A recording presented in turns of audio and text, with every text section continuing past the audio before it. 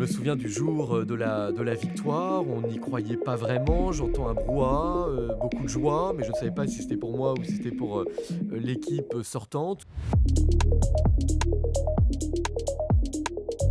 Bonjour à tous et bienvenue dans Heureux comme un maire, le podcast qui donne la parole à des élus locaux heureux et épanouis dans leur mandat. Et aujourd'hui, on a le plaisir, l'honneur, la chance d'accueillir un maire de combat, Nicolas Dainville. Tu es le maire de La Verrière Exactement. et tu as traversé mille et une péripéties. Merci d'être parmi nous. Je crois que ton mandat a commencé dans l'opposition municipale il y a quelques années. Est-ce que tu peux nous parler de ce long parcours d'opposant ? Exactement, La Verrière, plus belle ville des Yvelines, hein, comme tout le monde le sait. 6 000 habitants, 72% de logements sociaux, mais plein d'atouts, une gare, des quartiers en aménagement à venir. Et effectivement, c'était l'un des derniers bastions communistes des Yvelines, terre de mission, comme on dit. Et donc, premier mandat dans l'opposition, 6 ans. Compliqué parce qu'il faut tenir, c'est surtout ça qui est difficile, mais très important. Avant de devenir capitaine, c'est bien d'avoir été moussaillon. On apprend plein de choses et ça a, je dirais, fondé aussi la manière dont j'essaye d'être le maire d'aujourd'hui. Alors, parmi nos auditeurs, il existe des gens qui sont aujourd'hui dans l'opposition, et puis il y en a d'autres qui n'ont jamais vécu cette situation. Être dans l'opposition, c'est parfois être spectateur, c'est s'opposer de façon un peu impuissante, puisqu'on est minoritaire au Conseil, et tout ça pendant 6 ans. Comment est-ce que toi, tu as traversé ça, et est-ce que tu as pu capitaliser sur cette position d'opposant ? Exactement, plusieurs conseils tenir, régularité, il faut venir en conseil, il ne faut pas baisser les bras, c'est très important d'être présent. 2, ne pas sombrer dans la critique systématique. C'est bien de s'opposer, c'est bien de critiquer, mais toujours en proposant. Les habitants, je pense, n'aiment pas qu'on sombre dans quelque chose de trop négatif, dans quelque chose de trop caricatural. Ils attendent aussi des propositions. Et puis, je dirais, voilà, d'être constructif et respectueux des élus en place, même si on est frontalement opposé, je dirais, d'un point de vue idéologique, d'un point de vue projet, d'être capable aussi de respecter la fonction. Donc ça, c'est important. Voilà, être positif, être constructif et proposer une alternative crédible, c'est ce qu'attendent les habitants. Et comment est-ce qu'on propose cette alternative crédible en étant dans l'opposition, de façon concrète ? Alors, de façon concrète, nous, déjà, on essaie de régulièrement faire des réunions pour réunir nos habitants, ceux qui ne se reconnaissaient pas dans le maire précédent. Et puis, on invitait des élus ou des témoins d'autres villes pour qu'ils nous parlent des bonnes pratiques avec lesquelles on pouvait s'inspirer, sur lesquelles on pouvait s'appuyer. Et ça, je pense que c'était important. On invitait des maires adjoints, on invitait des présidents d'associations, on invitait voilà, des leaders d'entreprises, des chefs d'entreprise qui venaient nous parler de eux, comment ils faisaient dans leur commune, dans leur structure. Et ça permettait, je dirais, de structurer nos réunions et puis nous donner de sacrées bonnes idées qu'on pouvait aussi utiliser, prendre pour notre projet. J'imagine que tu te servais aussi de la tribune dans le bulletin municipal, que tu faisais valoir tes droits d'élu. Tu as des conseils de communication pour l'élu d'opposition qui nous Alors, écoute ? effectivement, ne pas rater, bien sûr, ces tribunes, hein, il y a rien de pire que de ne pas, la publier. Voilà, je pense, d'être, capable effectivement de proposer, donc tout en s'opposant, mais, d'avoir des bonnes idées, hem, sur le budget, par exemple, dans les choix que l'on peut faire pour, dépenser, mieux, ne pas augmenter les impôts. Voilà, il y a plusieurs idées qu'on a pu quand même soumettre et moi j'ai eu la chance en fait de devenir conseiller départemental pendant ce D'accord. mandat d'opposition et c'est vrai que ça me permettait de ne plus être uniquement l'opposant, mais aussi celui, qui pouvait soutenir les projets au niveau du département. Je pense que de cultiver ce réseau en tant qu'opposant, c'est important. Réseau associatif, réseau politique aussi, de montrer, qu'on peut s'appuyer sur des élus départementaux, régionaux, pour, pousser des projets alternatifs. Pour moi, voilà, c'est ce qui a permis, je dirais, de gagner à 57 voix la ville. Donc ça s'est fait sur le fil, du rasoir. Mais je pense que c'est la ténacité dans les conseils, on n'en a pas raté un seul. La présence dans la ville, Mmh. dans les, commémorations, notamment, dans les, événements pour, le repas des seniors, on n'en a pas raté non plus un seul. Donc on était présent sur le terrain, d'avoir une équipe dans l'opposition qui soit soudée qui soit présente, d'avoir une régularité. Il ne faut pas s'épuiser à la tâche. Pendant 6 ans, c'est très très long, voire trop long parfois quand on est en opposition. Mais de ne pas s'épuiser, mais d'être régulier. Nous, c'était une réunion par trimestre. Donc, on réservait une salle municipale. On invitait donc des élus des villes voisines qui étaient aux responsabilités, qui pouvaient parler de leur mandat, de leurs bonnes idées. Et puis, effectivement, la tribune dans le journal municipal, important pour être visible. Les réseaux sociaux aussi qui étaient assez suivis pour montrer qu'on est présent, qu'on a des choses à dire, qu'on a une alternative à proposer, qui soit pas uniquement dans l'opposition, mais aussi qui soit une alternative crédible, qui fasse naître un espoir. Et donc, au bout de 6 ans, tu gagnes de quelques voix, mais tu gagnes. Exactement. Comment ça se passe quand on arrive aux manettes après une équipe qui est là depuis plus de 40 ans? Alors, je me souviens du jour de la victoire. On n'y croyait pas vraiment. J'entends un brouhaha, beaucoup de joie, mais je ne savais pas si c'était pour moi ou si c'était pour l'équipe sortante. Une ville communiste, compliquée, puisque le vote n'était pas toujours dans des conditions très, très respectueuses, on va dire, des règles démocratiques. Il y avait des gens qui allaient en porte-à-porte pour faire voter les électeurs. Normalement, on n'est pas censé continuer la campagne le jour du vote. Quelques voitures qui ont brûlé le soir des élections pour D'accord. témoigner, je dirais, d'une certaine hostilité. Mais globalement, je dirais une envie vraiment voilà, de prendre des premières mesures importantes. Il ne faut pas rater l'alternance. Et donc, dès la première semaine, avant même, je dirais, d'être officiellement en poste, on a pu prendre des premières mesures, arrêter un projet urbain qui, pour nous, n'était pas adapté à la ville. Donc, on a pu le stopper immédiatement pour reventiler les financements sur un projet qu'on a retravaillé avec les habitants. Donc ça, c'était aussi une vraie fierté, c'est de surtout pas tergiverser et d'être assez ferme dans ce qu'on avait promis, mettre en place des premières mesures symboliques, notamment sur la médiation dans nos quartiers, en mobilisant les adultes relais, qui sont des postes financés par la préfecture, qu'on a pu mobiliser très rapidement, lancer des vacataires qui puissent aussi aller dans les quartiers pour assurer une certaine tranquillité publique, parler avec les jeunes, mobiliser les parents, travailler sur la parentalité quand c'était nécessaire. Donc je pense qu'il faut des premières mesures symboliques fortes qui puissent montrer un vrai changement de cap, un vrai changement de direction. Il faut savoir bien s'entourer dans les services. Alors on a, vous savez, la protection fonctionnelle pour la DGS, hein, la directrice ou directeur général des services. Donc c'est pas toujours évident, mais on a pu s'appuyer sur une personne qui nous a ensuite rejoint très rapidement et Donc qui ça a veut dire que tu t'es séparé immédiatement de la directrice voilà, générale des on lui a services? annoncé, de manière très humaine, mais qu'on souhaitait effectivement avoir, une nouvelle direction, un nouveau souffle et qu'on, donc ne s'appuyait pas sur, ses services. Elle a pu donc dans le laps de temps des 6 mois, rebondir, donc tout s'est fait de manière, très correcte, mais on a pu recruter un nouveau DGS, mettre en place, vous savez les 1 607 heures, Mmh. donc le temps de travail, réglementaire puisque, Il ne s'appliquait pas à la il ne verrière. s'appliquait pas, à la verrière comme dans beaucoup de communes, françaises. Donc ça c'est beaucoup de changements qui étaient, forts, remettre en place la badgeuse pour, aussi, que nos agents soient vraiment, au travail et puis que ça envoie un signal aux habitants qui étaient en attente aussi d'un service public, irréprochable.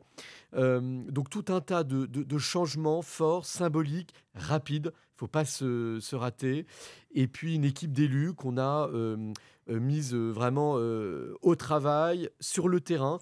Chose peut-être, assez atypique, on a donné une délégation à l'ensemble des élus, D'accord. municipaux. Donc il y a 8 adjoints, mais aussi l'ensemble, des conseillers municipaux de la majorité qui ont une délégation.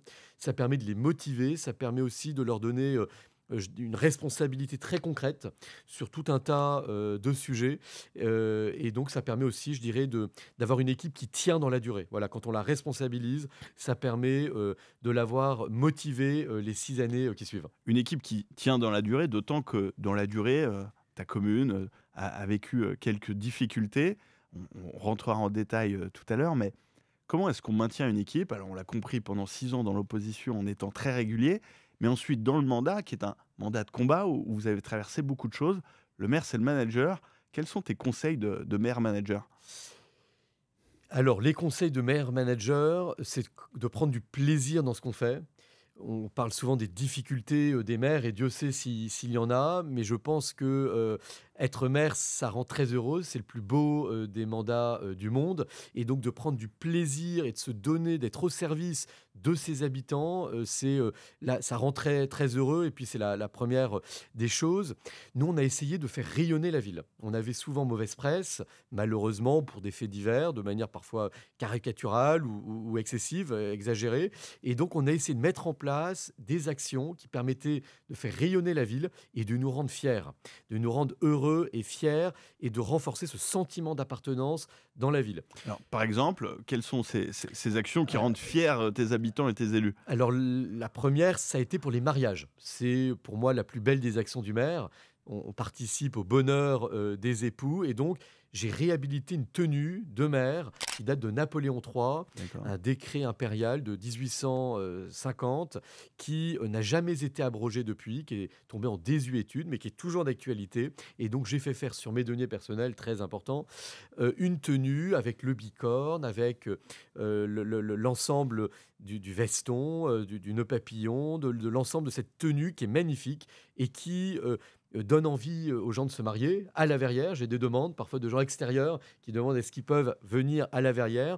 Ça a permis de rayonner, puisque quelques médias, en ont parlé et puis ça permet de se hisser à la hauteur de l'engagement qui est pris lors, du mariage. Pas mal de gens qui sont d'origine étrangère aussi étaient contents de voir qu'en France, on avait aussi des traditions vestimentaires. Ça permet d'échanger, ça permet de mettre à l'honneur l'histoire et y compris l'histoire de la commune, puisqu'on a un château à la Mmh. Verrière qui était un peu tombé, à l'abandon, en termes de rayonnement, qui appartenait au comte de la Valette, qui D'accord. était, le directeur des postes de, Napoléon et qui a caché tout un trésor napoléonien, dans, l'enceinte de ce bâtiment. Donc, voilà, en parlant d'histoire, on peut aussi faire rayonner la ville. Je crois que pour la faire rayonner, tu parles aussi d'art régulièrement avec un festival? Exactement, on a noué un partenariat avec la préfecture des Yvelines et le centre de musique baroque de la ville de Versailles, qui est une magnifique institution qui est dans l'hôtel des Menus Plaisirs à Versailles, là où il y a eu les états généraux. On permet de faire visiter cet hôtel particulier à nos enfants et il y a tout un tas de comédiens, de musiciens qui vont parler d'opéra, qui vont parler de théâtre, qui vont parler d'instruments un peu tombés à l'abandon, la viole de gambe pour ne pas la citer, et qui vont dans les classes jouer et parler de tout ce patrimoine artistique français qu'on n'a pas eu toujours l'habitude de voir à la Verrière. C'est vrai qu'il y avait beaucoup d'art centré sur le hip-hop, sur le graphe, sur le slam, sur le rap. C'est intéressant, mais je pense que la diversité, c'est aussi de parler d'autres choses et de proposer, cet univers à nos enfants pour qu'ils puissent l'apprécier, pour qu'ils puissent le découvrir. Donc tu casses les codes. Exactement, on nous propose aussi un événement autour de la Mustang, D'accord. ces voitures mythiques américaines. Donc on a une centaine de Mustangs qui, tous les 2 ans, viennent à la Verrière avec une cinquantaine d'Harley Davidson.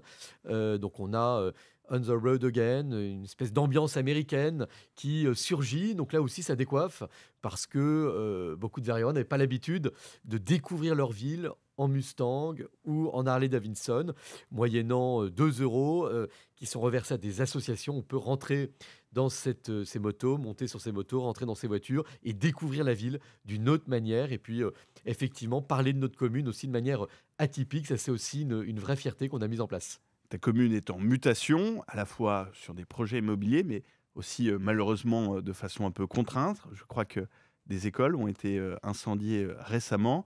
Comment est-ce que la ville a traversé ça? Comment est-ce que toi, en tant que maire, tu as traversé cette période qui est pénible, qui est douloureuse? Et qu'est-ce que tu as fait de cette situation? Bah, ça a été un vrai traumatisme, hein, ces émeutes, plus de 500 communes touchées, dont la Verrière, 2 écoles qui ont brûlé comme des vulgaires poubelles.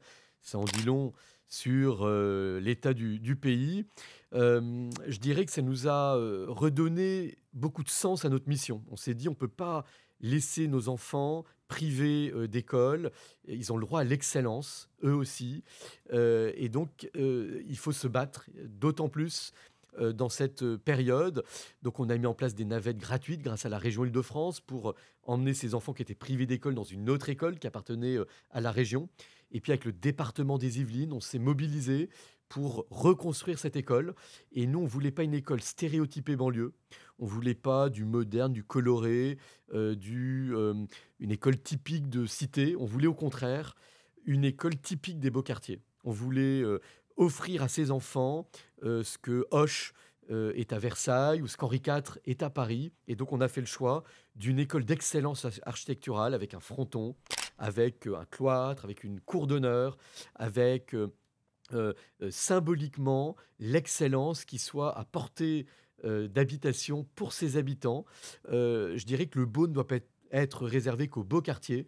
Il faut que tous nos quartiers y aient le droit. Et donc, on a été très sensible à cette esthétique de l'excellence. Et donc, à la rentrée 2026, on aura une école magnifique qui sera couplée avec un projet d'excellence avec l'éducation nationale, Mhm. soit d'un point de vue culturel, soit d'un point de vue technologique, avec cette culture d'ingénieur qui est si importante pour l'avenir. Et donc, dans l'esthétique des quartiers, on a aussi un autre quartier en construction. On voulait vraiment une architecture classique, traditionnelle, respectueuse de l'esprit village, qui fait la fierté de beaucoup d'habitants, avec des yeux de bœuf, avec des frontons, avec des colonnes, avec des petites places conviviales, et surtout pas l'inverse de ce qu'on propose souvent en architecture, c'est-à-dire du contemporain, du froid, du distant, du cubique. On prend vraiment le contre-pied pour retrouver cet esprit village traditionnel français qui est si apprécié par nos habitants. Et comment est-ce que tu le finances, cet esprit village, ce beau? Bah Parce que le beau déjà, coûte cher. oui, le beau coûte cher. Je dirais que le combat, il est à mener souvent avec l'aménageur. D'accord. Là, c'était la communauté d'Aglo de Saint-Quentin en Yvelines. On a mis beaucoup de temps pour s'imposer, pour imposer notre vision de l'esthétique, du beau, de l'urbain auprès de Saint-Quentin-en-Yvelines, qui ensuite vraiment nous a accompagnés de manière très positive. Il faut choisir les bons architectes. Vous avez des architectes qui sont adaptés pour ce type de projet, d'autres qui ne le sont pas. Et donc, quand on est maire, il faut vraiment choisir l'architecte qui va défendre votre vision de l'urbanisme. Il faut s'imposer. Et ensuite, c'est dans le cadre, vous savez, des ZAC, des zones d'aménagement concerté. Et donc, il y a à la fois des coûts, comme vous venez de le dire, une école, ça coûte très cher, un complexe sportif, mais tout cela est financé par des logements. Et donc, il faut trouver le bon curseur, pas trop de logements pour que ce soit pas trop dense, qui suppose effectivement des équipements publics en nombre adapté. Donc, il faut trouver à chaque fois le bon curseur pour que ça soit équilibré. Et d'ailleurs, comment est-ce que, dans une commune qui a été, communiste pendant des années et pour, en tout cas dans notre imaginaire collectif, on a tendance à croire que les services étaient assez pléthoriques, les coûts de fonctionnement étaient importants. Comment est-ce qu'on va chercher des marges de manœuvre financières dans sa commune pour pouvoir faire, sa politique, pour pouvoir réinvestir et pour pouvoir, s'offrir du beau? Alors c'est vrai que nous, les finances sont très contraintes. Un point d'impôt, c'est 17 000 euros, donc ça rapporte que dalle, Mmh. pour parler comme les jeunes. Donc c'est vrai qu'on est très dépendant de nos partenaires et donc il faut entretenir de très bonnes relations avec eux, avec l'État.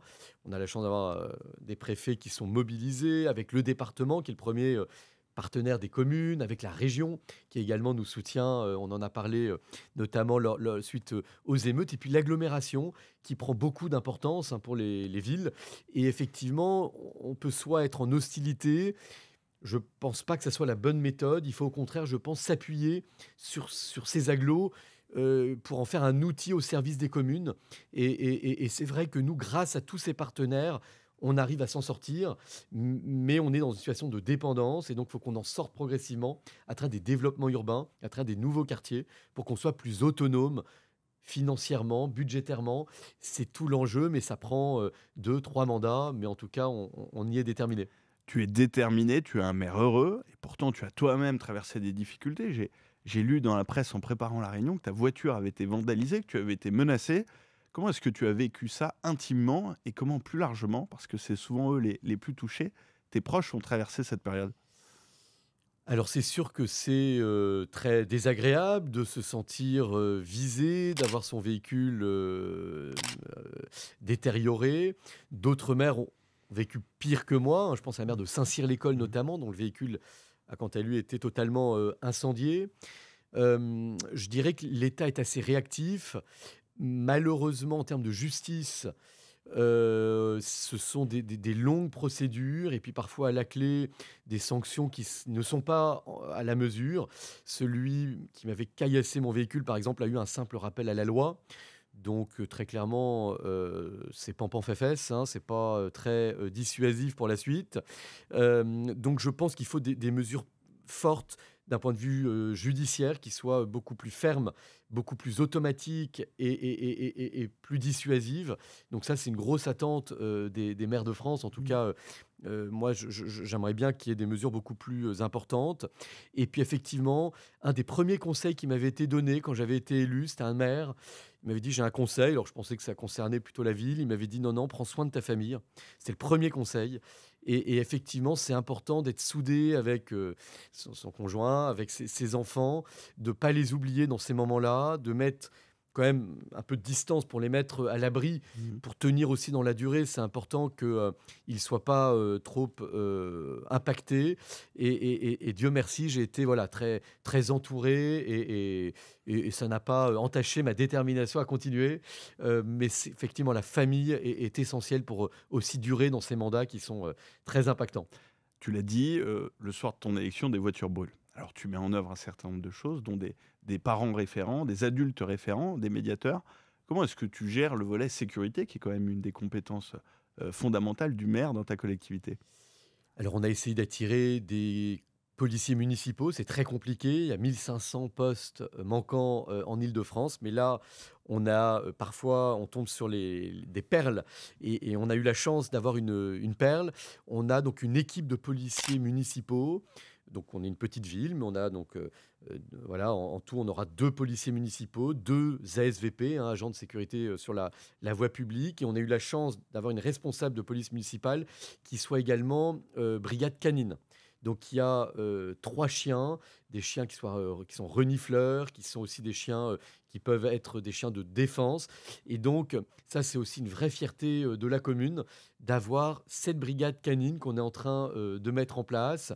L'armement et également, arme non létale pour l'instant, mais on est ouvert sur le sujet, les gilets pare-balles, le poste de police municipale qui permet d'être plus attractif quand c'est hors mairie, d'avoir un vrai, lieu dédié et puis ces médiateurs. On travaille vraiment sur 2 jambes, à la fois la prévention et puis, la répression, la verbalisation, la présence devant, les écoles. Donc c'est vrai que la sécurité est une grosse attente, et ça va de pair avec la police nationale. On travaille vraiment, de concert, pour avoir cette chaîne qui soit la plus efficace possible. On est bientôt à la fin de la 4e année de mandat. Quelle est aujourd'hui, quand tu regardes derrière toi, la plus grande fierté, ta plus belle réalisation de maire de la Verrière? Je dirais la plus belle, fierté, c'est d'avoir, réussi à stopper des projets qui n'étaient vraiment pas adaptés à nos valeurs ou aux attentes des habitants et retravailler sur des projets, de longue durée, mais qui vont dans la bonne direction.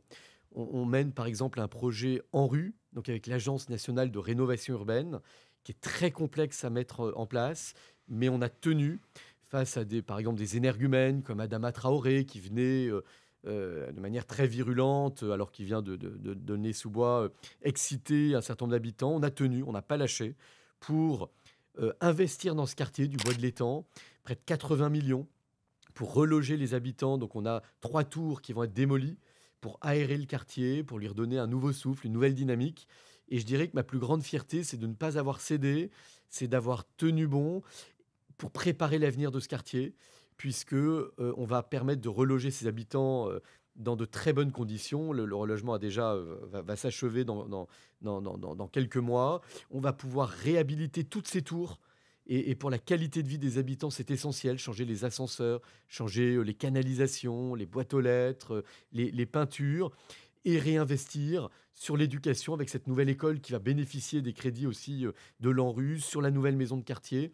Bref, pour préparer l'avenir, je dirais qu'on a su ne pas céder face à ceux, qui auraient, intérêt à ce que rien ne bouge.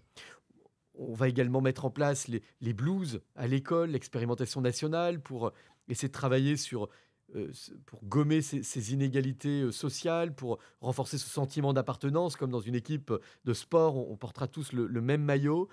On a parlé de culture avec le centre de musique baroque de Versailles,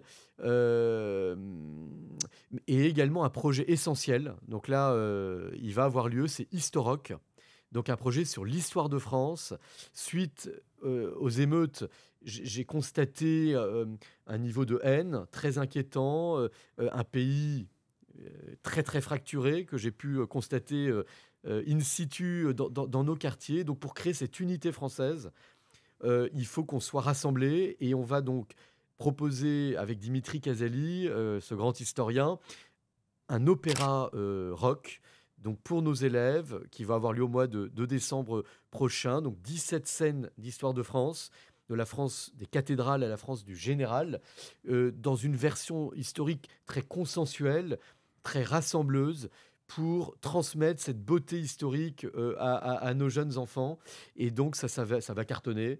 Un concert que toutes les villes peuvent mettre en place dans leur commune pour transmettre cette beauté, pour parler non pas de l'histoire par cœur, mais de l'histoire avec le cœur et toucher le cœur de ces enfants français qui, je pense, vont être enchantés par ce beau spectacle-là. Et en parlant de cœur, quand on est élu, on est parfois exalté, on vit des grands moments de joie, parfois aussi des moments de peine, notamment quand on accompagne nos administrés dans leurs difficultés. Quelle est la plus dure des épreuves que tu as eu à traverser dans ton mandat? La plus dure, ça a été les émeutes, puisque ça a été 2 nuits d'horreur, ça a été des enfants en pleurs le lendemain devant l'école qui demandaient si leur maîtresse avait brûlé, des enseignants traumatisés, une haine qui s'est exprimée le lendemain par un certain nombre de groupes qui n'avaient plus aucune limite, des agents qui ont été des héros et qui étaient extrêmement choqués. Euh, donc je dirais que ce moment-là m'a énormément marqué, mais je trouve que quand on est mère, on est confronté à la vie avec les mariages, avec les naissances, mais on est aussi beaucoup confronté à la mort. Et il y a plein de moments très durs. Cette famille qui habite la Verrière, qui m'appelle parce que un membre de leur famille a été assassiné à Trappes, devant l'église de Trappes. Un des membres de leur famille avec plusieurs coups de couteau.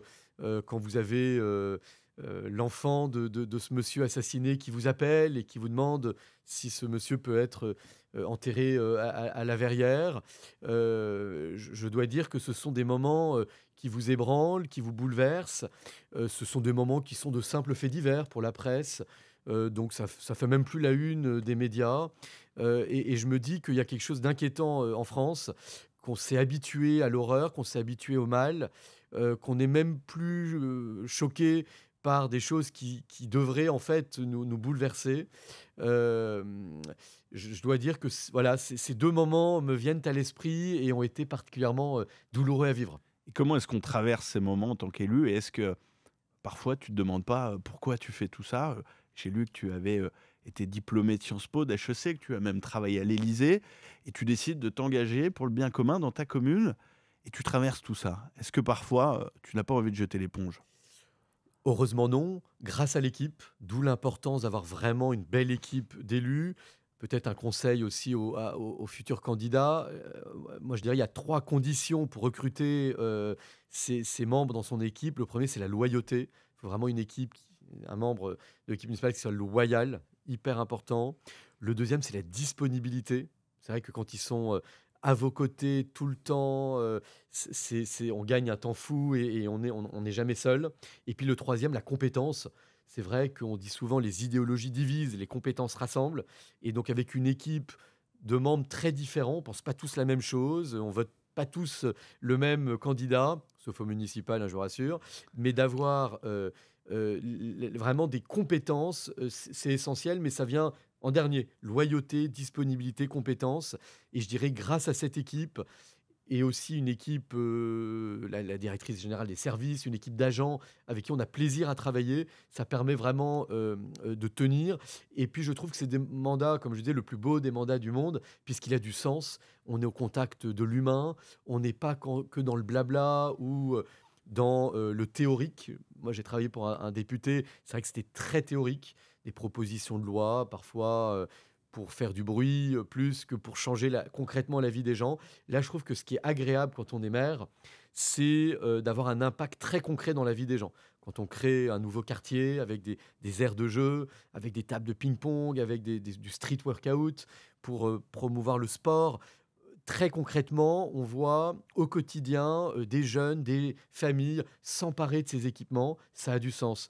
Quand on crée une nouvelle programmation culturelle avec Historok, comme on le disait, ou un événement qui s'appelle Mister France, c'est l'équivalent de Miss France qu'on va créer à la Verrière, eh bien, on crée aussi de la joie, des rires, des sourires. Et ça, c'est très valorisant quand on est maire ou quand on travaille sur la réussite euh, scolaire des enfants à travers du soutien scolaire gratuit en ligne que l'on propose à toutes les familles pour l'égalité des chances à l'école et qu'on voit que nos enfants, grâce modestement à ce type d'initiative, peuvent améliorer leur réussite, ça rend aussi très heureux. Ton témoignage est vraiment inspirant et je suis certain qu'il donne envie à certains de nos auditeurs de s'engager, d'être candidats aux prochaines élections municipales. Quels seraient tes conseils très pratico-pratiques pour le candidat au municipal et pour lui permettre, comme toi, de changer la vie de ses habitants? Eh bien, moi, je dirais que s'il doute, c'est normal. C'est une mission qui est difficile, parfois vertigineux, mais je dirais qu'on ne regrette pas de s'élancer. Et que tout le monde peut s'élancer avec son style. Il n'y a pas de prototype de candidat ou de maire défini. Il faut mettre en avant ses talents, miser sur ses talents pour proposer quelque chose pour la ville. Il y en a qui seront très bons en sport. Ben, il y a énormément de choses à proposer dans cette thématique. D'autres qui auront une fibre culturelle, une fibre économique, sur l'entrepreneuriat. Donc voilà, définir ses talents, miser sur ses talents, être rassembleur. Il faut vraiment, je dirais même, être capable de s'ouvrir tout en gardant ses convictions et ses valeurs, mais être capable de travailler aussi avec des gens qui peuvent être un peu différents pour l'intérêt communal, pour l'intérêt de la ville. On connaît sa fameuse formule, hein, mais n'ayez pas peur. Je pense que il ne faut pas avoir peur de s'élancer. La ville a besoin de nouvelles énergies, de gens qui viennent de milieux aussi différents, avec des expériences multiples et variées qui sont très importantes pour la ville. Et parfois, on se dit qu'on n'est pas forcément compétent, je dirais que c'est pas très grave. L'idée, c'est de s'élancer, d'être à l'écoute de ses habitants. Moi, le porte-à-porte, il était essentiel pour comprendre vraiment les attentes des habitants, de travailler sur cette énergie collective, intelligence collective. Dans l'équipe, il y a plein de bonnes idées. Il faut capitaliser sur toutes ces bonnes idées. Et puis y aller. Yalla, comme disaient certaines. Il faut s'élancer et en général, il faut y croire. Il y a de bonnes surprises à l'arrivée et ça porte du fruit pour une ville. Tu viens de parler de porte-à-porte. C'est quelque chose qui peut faire peur aux primo-candidats. Comment ça se passe? Quel est l'accueil? Et comment est-ce que l'on fait quand l'accueil est mauvais? Il faut pas. Enfin, moi, je dirais le porte-à-porte. Ce qui est important, c'est déjà d'être à l'écoute. On n'est pas là pour débiner son programme et abreuver, saouler la personne qui ouvre la porte. Déjà, d'être en capacité d'écouter, c'est quand même très important. Deux, il faut le commencer tôt. Là, nous, par exemple, on essaye de faire quelques porte-à-porte. C'est très agréable de faire du porte-à-porte sans rien avoir à demander aux gens, Hmm. sans leur dire votez pour nous.